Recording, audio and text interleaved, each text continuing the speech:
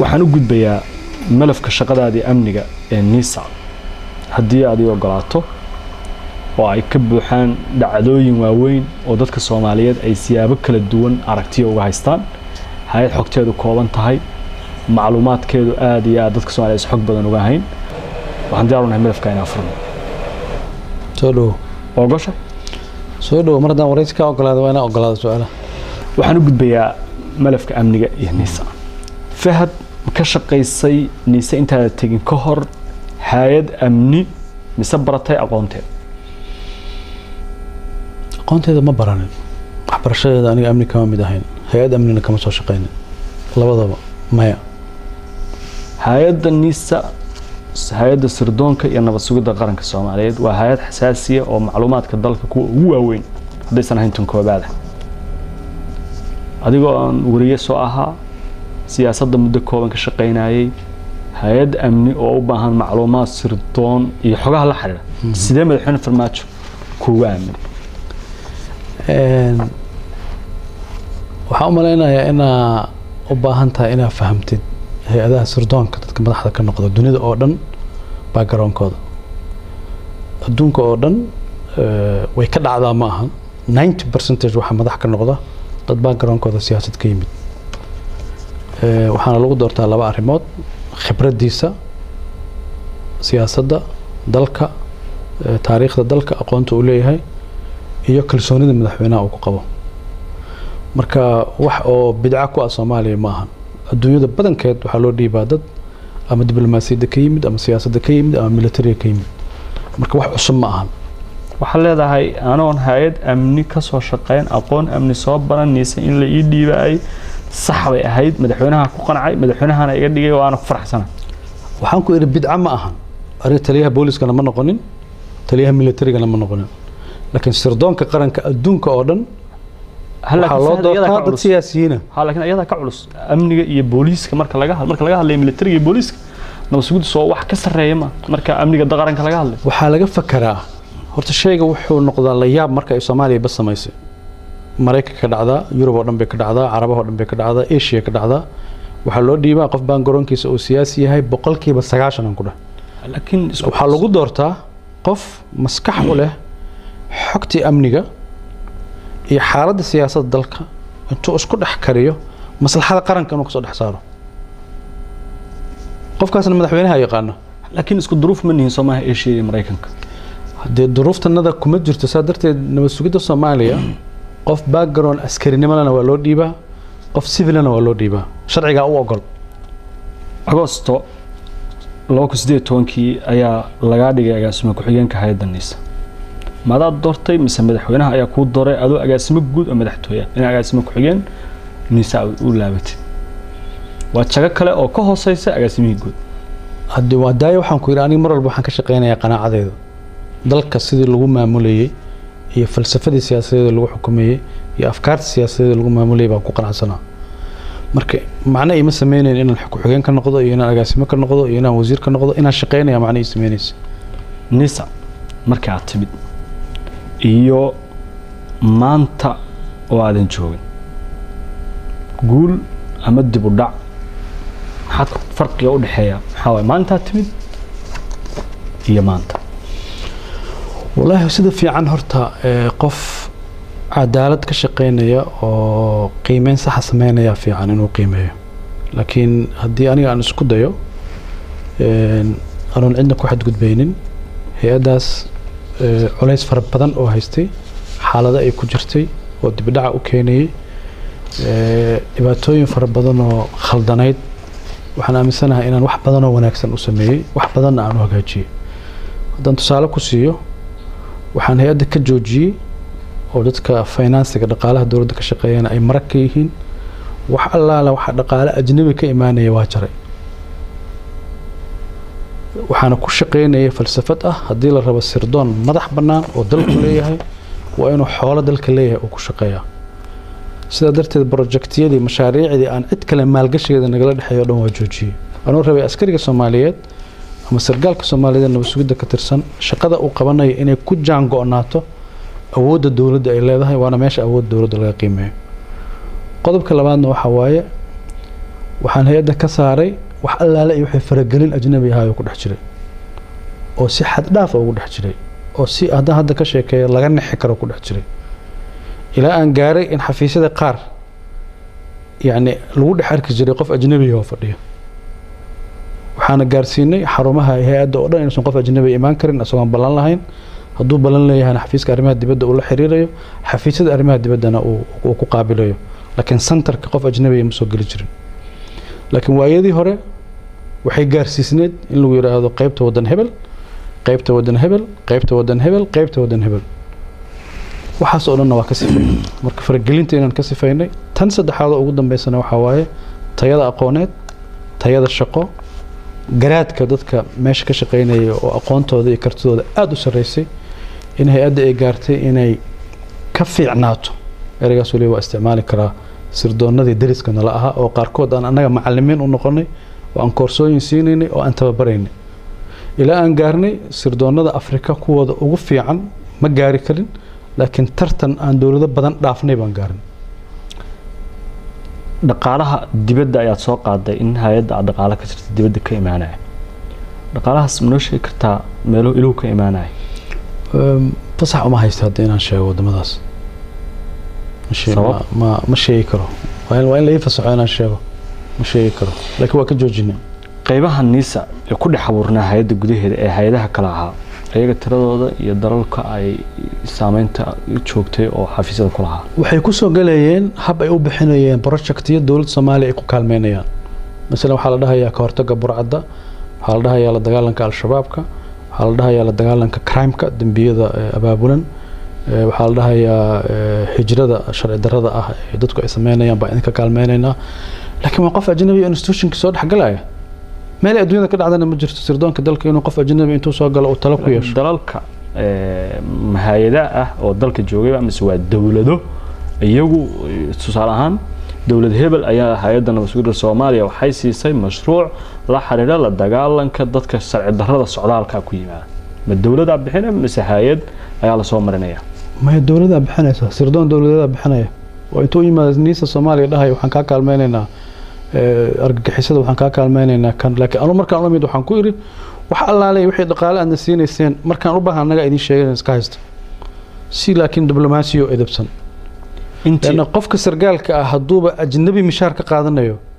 aqeedadiisa siyaasiga iyo aqeedadiisa wadaniyada ay dhaawac soo gaaraan fahad intii aad joogtayniisa inta aad sheegtay hadii aad ka qabatay dhinac kale waxaad ogolaatay sida dad badan kugu eedeeyaan ama siyaasiyiin kala duwan sheegaan in hay'adan ay noqoto hay'ad ay leedahay dawladda Qatar oo iyadoo dhaqaalaha mashaariicaha ay joojisay laga qaadan jiray ay dawladda Qatar bixiso eedeynta maxaa uga jawaabsaa walaalow يعني في نظرية مركان آمنسنا هاي إن دقالة أجنبية هي أثر دون لقى إلاليو ما يسامح هاي هذا الدولة ده هسكم يد أنا نقول هذا تصالي يربان كسينا يا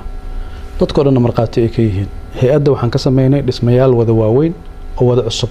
كل بجت كدولة سوماليا لقى بحيه حل شيلين أو دولة أجنبية لقى ما بحين اسميال وواوين وأدي أدو عجيب بدن بان لقى دس كل جيت رصيد كبجت كدولة سوماليا وزارة المالية ده بحنيس haddii marka aan dawlad dhaqaale uga raadinayo dhismayaasha saxta ku bixin la iska daa wax kale xisaab xir hay'adda ma samaysay marka dhaqaalaha laga hadlay hadii way leedahay budget bay leedahay wasaaradda maaliyadda la xisaabtanta hanti dhowrka la xisaabtama bilmunaasaba hanti dhowrka qaranka wadna warsan kartaa waa markii ugu horeysay oo intaan anigu u yeeray aan ku imaada xafiiska imaada baara documentationka iyo waraaqahan fiiriyo Fahad Yaasiin waxa jirta hadal aad iyo aad u soo baxay 45 sano ee xukunka ee nabadeen nolol u joogay madaxweyne Farmaajo dalka hogaaminaya adna taliyaan nabadgelyada inta ugu badnayd ahayd si weyn u soo shaabaxay waxyaabo badan laga sameeyay isku milanka al-shabaab iyo niisa waxa la tiirinayaa adiga shakhsi ahaanta Fahad in isku milankaas aad qayb weyn ka qaadatay hay'adana badankeed loo bedelay inay yihiin dad ka tirsan aan maanta la kala garan karin qofka niisa iyo qofka shabaab maxaa uga jawaabayda inta laba jawaabood waaye horta markooda wax aad loogu qoslo aadna looga naxo mustawa hooseeya waaye dadka Soomaalida in dad siyaasiyiin oo halkaas dhahay way jiraan marqaatiga ugu fiican waa xaqiiqada waa dhabta hay-addaas intii aan joogay dadka Soomaaliyeed ee Muqdisho jooga adoo waa warso dilalkii shirqoolka ah hoos buu u dhacay almost waa tirtirnay dadkii bastooladaha magaalada Muqdisho lagu diri jiray oo shaqo weyn ka qabanay oo degmooyinka gaarsiinay 3 mitir walbaba askari dharcada oo bastoolad wata oo amniga ilaalinaya 3 mitir baan gaarsiinay magaalada Muqdisho waxaa hoos u dhacay maaha waxaa tirtirmay in qof bastoolad loola baxo lagu dilo waadna garan kartaa xamar heerkay gaarsiisneed waxaa hoos u dhacay qaraxyadii waxaa hoos u dhacay dilalkii qorshaysnaa waxaan gaarsiinay dadka magaalada Muqdisho xildhibaanada iyo siyaasiyiintu inay xaafadaha qaarkood intay sii fogaadaan ay xaafado kale ay ku noolaadaan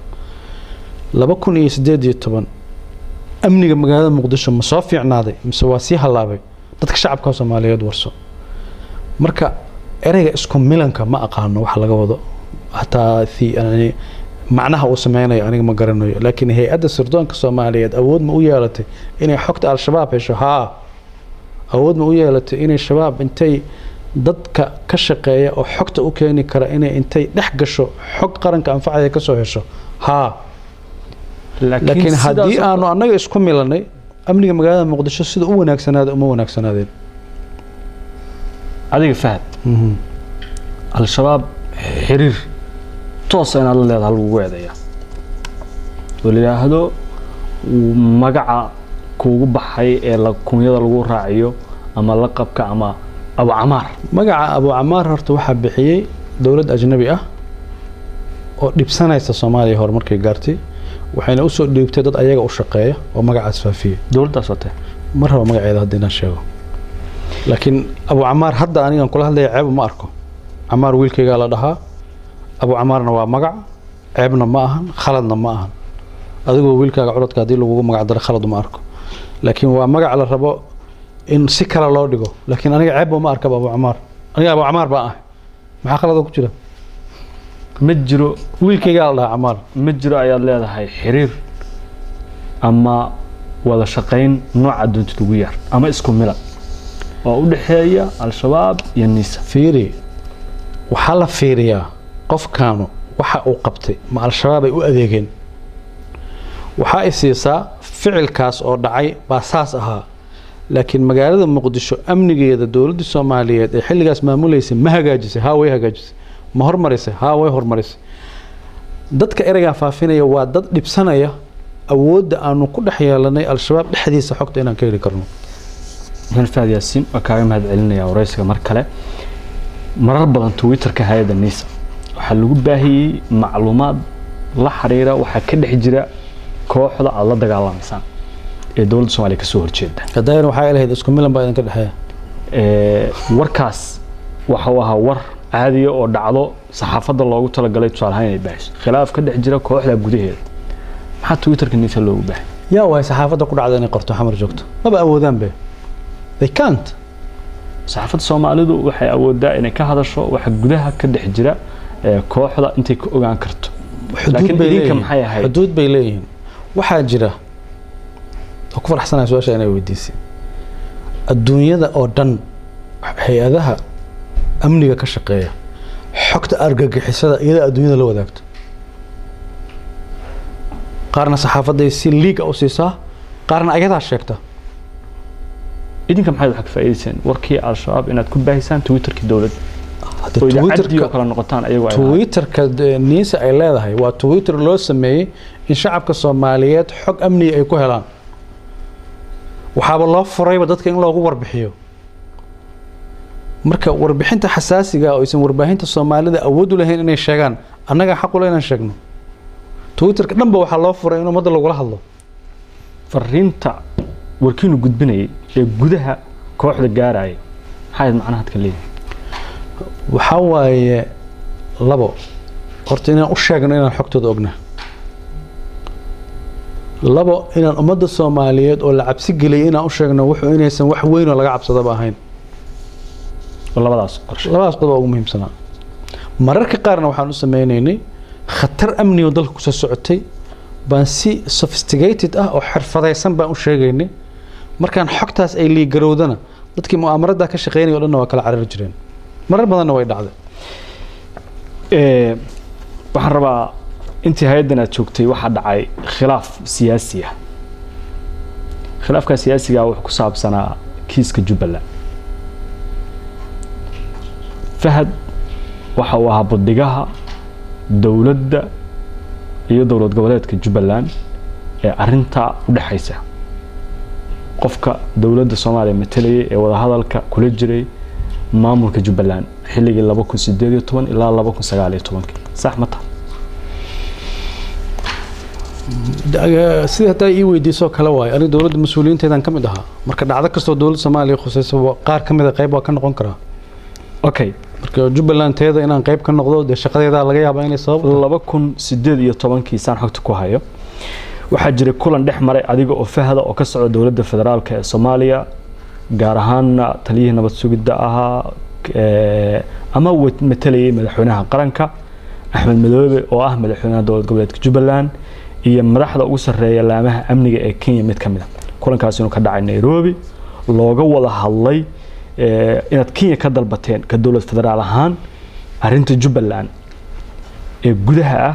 inay faragelinta ka dayso ay kala shaqeyso sidii Axmed Madoobe iyo idinku oo khilaaf xiliga idin dhaxeeyay aad isku fahmi lahaydeen kulankaas ma dhacay kulankaas wuu jiraa aniga Axmed Madoobe inaan mas'uuliyiinka Kenya la kulanay doodeedana ay ahayd inaan Kenyaanka u sheegaynay Soomaaliya arrimaheeda faraha ka qaada arinta Jubbaland faraha kala baxa faragelinta Soomaaliya faraha kala baxa wixii aad Soomaaliya uga baahan tihiin xamar la soo xiriira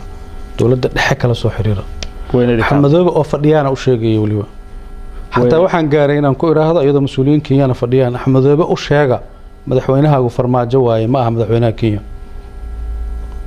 احترامك iyo qadarinta iyo saaxiibtinimada uu muujinayo dawladda Kenya waxa ka mudnay dawladda Soomaaliya inuu muujiyo markaas dawladda Kenya inaad kala hadashaan Axmed Madoobe madaxweyne farmaajo ixtiraamo inta uu ixtiraam lahaa madaxweyne Uhuru Kenyatta message-ka noocaasa sidee ayuu dawladda Soomaaliya ku ahaa Axmed Madoobe yaa keenay Soomaaliya yaa ku haya يو جوجا جبلان أحمد الله لكن وعمل حنا دورة جولات يا صوماليا كان أسوق تانك كيانا صار بوكس ما يمين هلا حاول ما يسألوا يهينين دورة شكو يمين هلا كوال واحد لقوا حريني عيدن كعم سومي كم ده هاينكي هذا الشيء كوين كموقته وإسلاليهن هذي الإسراع راعينا وإسراع راعينا هذي لك الجرنا ولا كل جريا أحمد مذوبي سيدي سبا ومشروع أجنبي هو لوجو بيري صوماليا صوماليا أنا كنول هذا سكلا كوجوديو أحمد مذوبي وكنسر سياسة صوماليا كجرا maalinta uu siyaasadda Soomaaliya meel uga baxo maalintaas ayna Soomaaliya hagaagaysaa Axmed Madoobe waa madaxweynaha dowlad goboleedka Jubbaland waxaana uu kamid yahay madaxda ugu xukunka dheer ee joogtay dowlad goboleedyada mana aha annagu ma hayno halka aad ugu yeertay kansar inuu kansar ku yahay siyaasadda Soomaaliya 2018 kulankaas waxaan ogaanay xogta sida aad u sheegay si kale inay ahayd oo ah inaad ka wada hadasheen Kenya Axmed Madoobe inuu madaxweynaha dowlad goboleedka sii ahaado teeramka u bilaabanaya Agoosto 2019 idinkana uu idin fulinayo mashruuciina ku wajaha idinka markaa leeyahay dowladda federaalka ayaa ula jeedaa idin fulinayo mashruuciina ku wajahan 2021 doorashada inuu xildhibaanada idinka saacido sidana ku soo heshiiseen ma kulanka heshiisku ma dhamaanin khilaafku ku dhamaaday annagoo isfahminaan soo kala tagnay haddii aad dib u xusantahay taariikhda diyaaradii Muqdisho markaan imaaday oo elboor ka soo degay intii hawada aan soo saarnaa waa xiriir Kenya u jirta Soomaaliya marka sidee xiriirka ugu jirta hadaan ku soo heshiinay Kenya annagoo iskhilaafna soo kala tagnay Kenya marka aad la kulantay inay ka codsatay in ay ka tanaasushaan dacwadda badda si ay iyana malafka Jubbaland ku wareejiyo masaxda siyaabo kala duwan kulankaas siyaabo kala duwan marba kulankaas inaan ku soo qaado laakiin dawladda Kenya inay arinta badda rabtay in laga laabto arinta badda ay dawladda Soomaaliya ku barashar gareysay is not secret dadka dhan baa wada og in dawladda Soomaaliyeed u dhibaatooday kiiskaasna qof kasta oo Soomaaliya og waana sababta Axmed Madoobe Jubbaland loogu hayo dan Soomaaliya looguma hayo haddana uma joogo dan Soomaaliyeed waa eedayn weyn Fahad eedaynta Axmed Madoobe anana Axmed Madoobe haddana lama joogo ee aad ugu yeertay inuu kansar ku yahay siyaasadda Soomaaliya intii aad joogteen wax yar baan ku sheegay ma jeceshahay inaad barato quraanka kariimka ah iyo culumta shariicada ugu kaalay markaska Nuureyn online oo baro adigoo gurigaaga jooga quraanka higaada iyo culumta kale islaamka wixii faahfaahin kala xiriir nambarada shaashada kaaga axmed madoobe madaxweyne cabdullaahi yuusuf waa la diriray soo magac diineed wato madaxweyne sheekh shariif waa la diriray soo magac diineed wato madaxweyne xasan sheekh teeramkiisii hore waa la diriray isagoo magac kale wata madaxweyne farmaajo waa la diriray isagoo magac kale wata xasan sheekh mar labaad la doortayna waa la diriri doonaa intaas marka haddaan annagu ka gardarayn madaxweynayaasha kale oo dhan masaan gardarnaa cabdiqaasim baysan soo gaarin inta kale wuxuu ahaa dhibaato dowladda Soomaaliyeed jiritaankeeda kansar ku ah haddaan annagu ka gardarayn xasan sheekh kama gardarayn sheekh shariif kama gardarayn cabdullaahi yuusufna kama gardarayn xasan sheekh hadda la doortayna wuu dhibi doonaa taariikhdan ku sheegi doonaa shirkii 2018 Nairobi ka dhacay marad ka soo laabatay kadib waxaa jiray ra'iisul wasaarihii xilligaas iyo adiga inaad tagteen Kismaayo markaad tagteen Axmedoobe inaad la kulanteen si loo dhameystiro wada hadaladiinii Nairobi sidaad sheegtay aad waa fashilmaatay laakiin waxaan haynaa xoga inaad tagteen oo aad tagteen Kismaayo oo aad la fariisateen Axmedoobe oo aad soo heshiiseen dibna aad u balanteen Muqdisho inuu yimaado isku daygii u dambeeyay buu ahaa inaan bal annaga Soomaali ahaan isku barsano waa run ra'iisul wasaare xasan ali khayraat tagay aniga wafdigiisaan ka mid ahaa 3 maalmood iyo 4 maalmood baan joognay markaan ka soo laabanay ka bacdi xamar buu asagana yimid wada hadalkeena wax macnaa ma dhaleen wax miraa ma dhaleen marka uu xamar yimid oo aad weydeen dantii aad lahaydeen waxaan maqalnay inaad isku daydeen inaad qabataan oo xirtaan madaxweynaha Jubbaland martiba uu noo ahay qof marti ku ama xirisa halka wasku ani xasan axmedoobe u martiyay anoo martiyo amiyuu xiri lahaa halka wasku daydeen hadda suuragal ma aha dhaqan Soomaali xataa ma aha martiba u noqday anigana martiba noo noqday oo madaxweynaha Soomaaliya marti u ahaa ra'iisul wasaare marti u ahaa say ku dhici kartaa qof marti ku ana xirto guri madaxweynaha guri ku dhig meel ku dhagan buu deganaa isku daygaas laakiin wuu dhacay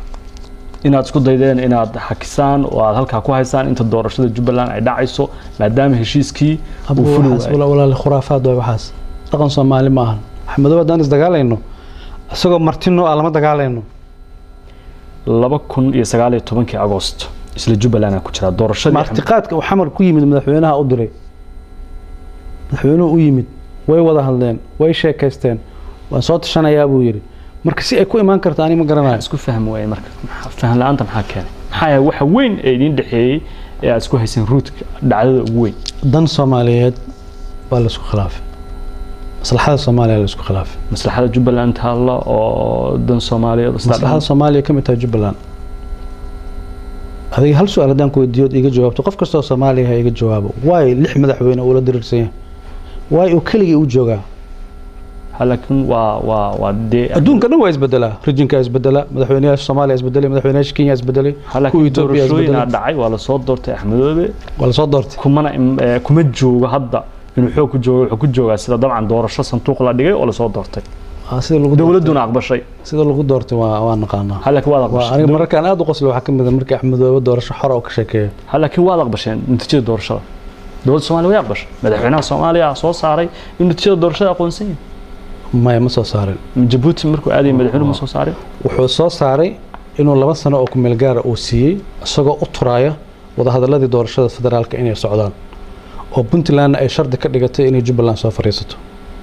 maanta waxaan aaminsanahay Puntland inay ku khasaartay xiriirka ay Jubbaland la sameystay waagaas madaxweynayaal hore oo xukunka soo maray iyo siyaasiyiin badan 2019 doorashadii markay dhacday Axmedoobe hawadaad ka xirteen waa la dagaasheen dagaalkaas intaan aadan ka hor diyaarada ciidanka Ethiopia ay leeyihiin ayaa lagu eedeynayaa adiga fahdan malafka inaad haysay in dawladda Ethiopia laga soo kareeyay commando si ay Axmedoobe u qabtaan oo weeraraan Kismaayo hawadana laga culiyay Axmedoobe eedeyntaas oo ayaan shirqool adoonaysa inaad dishaan ayuu marar badan sheegay maantay waa markii ugu horeysay aan fursad u helay su'aasha inaan ku weydiiyo ma saxba inaad ka shaqeysaan shirqool Axmedoobe lagu dilay oo dawlad kale oo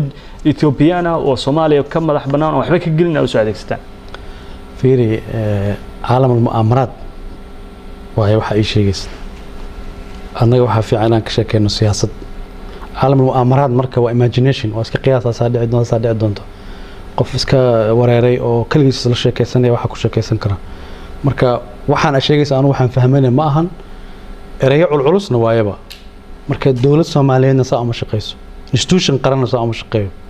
kala aragti duwanaanshaha waa mowduuc laakiin hay'adaha ay isticmaalaysid erayo dawladnimo iyo qarannimo iyo dib u dhis iyo dal iyo saa loogama shaqeeyo waxba kama jiraan inaad arrintaas ku daydeen hadda fikirkaas ma imaan karaba aragti siyaasadeed waa gooni loolan siyaasadeed waa gooni laakiin sidaas mu'aamarada loo alifayo adduunyadana uma shaqeysaba laakiin fahad madaxweynayaal hore iyo dad sare iyo Axmed Madoobe oo ah sheegan uu dhibbanay yahay ayaa sheegay war sahlan ma cidda la eedeynayna waa fahad asaga rabaa inuu cadeen keeno hadda asaga rabaa inuu cadeen sheego dawladda Itoobiya kismaayo joogaan marna kalamin waa isku dayeen in airport ka tagaan oo ay diyaaradaha soo dhaweeyaan maalintaas dhaqaaqaas waa jiray fiiri xiriirka Itoobiya iyo Axmed Madoobe kala dhaxay taariikh dheer waay taas adiga la rabaa inaad baartid ciidamada Itoobiya waa joogaan ciidamada Kenya waa joogaan it's not secret Axmed Madoobe isku dayeen sidii roobo inaad soo xirtaan waay maxaa soo xireenaa madaxweyne meel jooga maamul haystee laakiin sida maamulkiisa adiga hadda dhaliilaya oo leh waa kansar oo ma aqoon hadda asaaliib siyaasiyaha kula macaamilayna asaaliib military say lagu macaamala say ku iimaanay oo madaxweyne meel la doorto fadhiya ama wada sax lagu doorto ama wada khaldan lagu doortay uu fadhiya Axmed Madoobe dantiina markii siyaasiga ka weydeen 2020 dib idin dhiso in dagaal adag oo la fijabisa oo ilaa diyaaradaha in laga xiro in la go'doomiyo in diyaaradaha hawada ku jirta laga saaro raadaarka ilaa heerka la gaarteen masaalixda arinta diyaaradaha waxay khuseysay diyaarada ajnabi ah baa dalka si sharci darro ku soo galay adigana marqaati baa ka tahay Soomaaliya marqaati ka tahay diyaarada sharci darro baa dalka imaanay kuwaas keenay in diyaaradaha la xiro laakiin deegaan dhan laakiin Axmed Madoobe markuu rabo waa baxay markuu rabana waa imaanay cidda dhibaatada la kulmayso dad Soomaaliyeed aad go'doomiseen annaga hadafkeena wuxuu ahaa diyaaradaha ajnabiga ee sharci darrada dalka ku imaanaya in laga mamnuuc miyaad celiseen waa celina waa joojinay qaar badan aan joojinay diyaarad uu ku yimid aadan bare ducaale ayaa jirtay maalinta caleemasaarka Axmed Madoobe hawada Soomaaliya soo gashay kana timid dalka Kenya diyaaradaas si nabad ay ku degtay si nabadana ay ku baxday habka ay ku yimaadeen iyo habkii loo celinayay baa kala duwanaa waxay ku yimaadeen habay ka dhigayeen inay ciidamo amisom yihiin waji kale ku imaanayeen ana qabatayntii diyaaradeed ee Jubbaland saaray inay sax ahayd baamsantahay waxna mogtahay waa sax waxna waa khalad oo mowduuc kale laakiin waxaan ka hadlayaa go'aanka waxa dhaliyay waxay ahayd hawadii Soomaaliya oo dal shisheeye si sharci darro ku soo galay Axmed Madoobe dagaalkiisa su'aasha ugu dambaysa 2018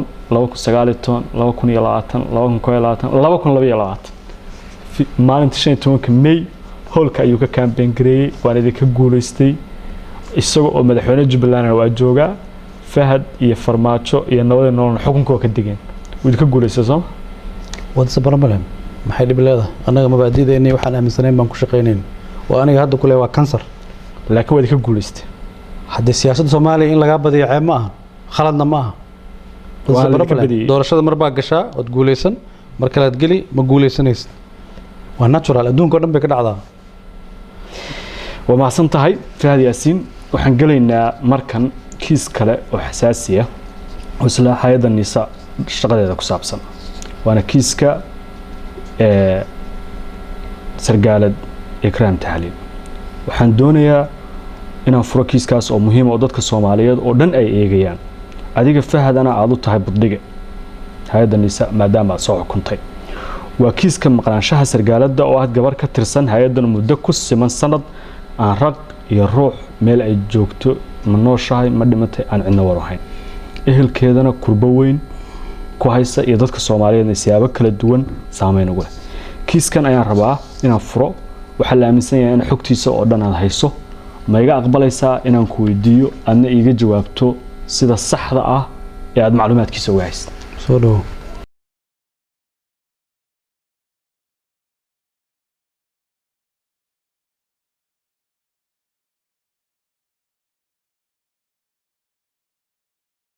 bishaaro waxaan kuugu bishaaraynayaa application-ka Baysi waxa uu ka caawinayaa inaad ehelkaaga lacag u dirto adigoo jooga gurigaaga iyo goobtaada shaqada loo diraha lacagtu waxay ugu dhacaysaa telefoonkiisa gacanta Baysi waxaad ka heli kartaa App Store-ka iyo Play Store-ka